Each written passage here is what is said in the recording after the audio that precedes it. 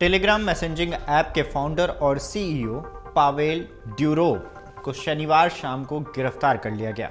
यह गिरफ्तारी बारगेट हवाई अड्डे पर की गई है। यह जानकारी TF1 टीवी और BFM टीवी ने अनजान सोर्स के हवाले से दी है।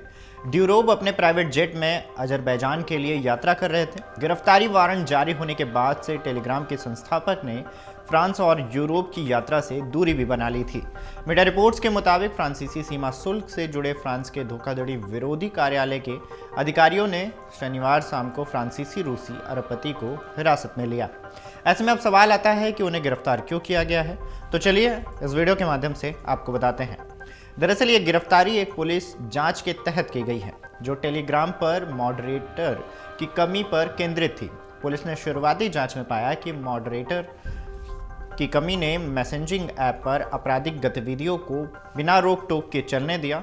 इस गिरफ्तारी के बाद कई तरह की अटकलें शुरू हो गई। इसमें ड्रग तस्करी, बच्चों के खिलाफ अपराध और धोखाधड़ी में मिलीभगत के आरोप में ड्यूरोव के लिए गिरफ्तारी वारंट जारी किया गया। इतना ही नहीं, सीईओ पावेल ड्यूरोव और उनका ऐप जियोपॉलिटिक्स का भी शिकार हुआ है। जियोपॉलिटिक्स की इस लड़ाई का भी शिकार हुआ है।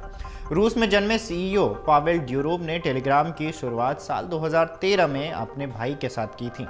रिपोर्ट के मुताबिक इसके बाद रूस सरकार ने उन्हें वीकॉन्टैक्ट ऐप पर विरोधी पार्टियों की कम्युनिटी को बंद करने का फैसला दिया, जिससे उन्होंने स्वीकार नहीं किया। इसके बाद उन्हें साल 2014 में रूस को छोड़ दिया।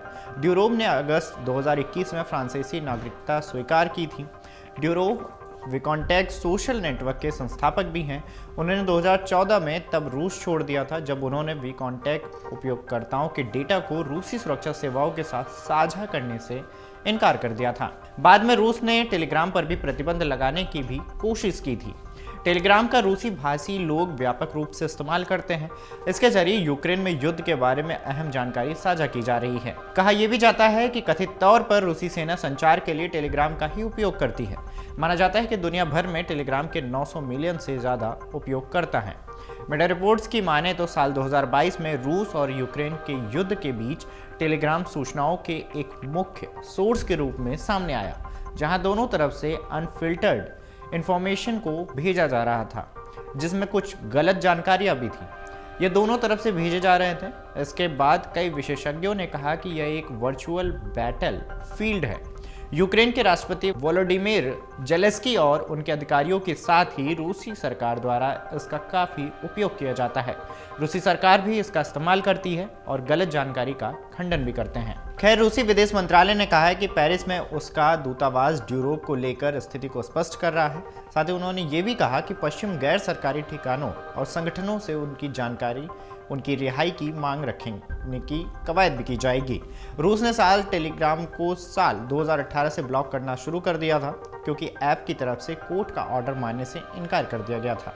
इस ऑर्डर में कोर्ट राज्य सुरक्षा के चलते कुछ एनक्रिप्टेड मैसेजेस तक पहुंचाना चाहती थी। हालांकि अभी भी वहां कई इलाकों में इसे इस्तेमाल किया जाता है। वहीं पावेल ड्यूरोव के पास $15.5 बिलियन की संपत्ति है। उन्होंने कहा है कि कई सरकारी उन पर दबाव बनाना चाहती हैं लेकिन वे इस ऐप को निष्पक्ष रखेंगे और इसे कभी भी जियोपॉलिटिक्स का मोहरा नहीं बनने देंगे। टेलीग्राम कई देशों में पॉपुलर हो रहा है। हालांकि कई देशों में उसे डेटा सिक्योरिटी की वजह से घेरने को भी देखने को मिलता है।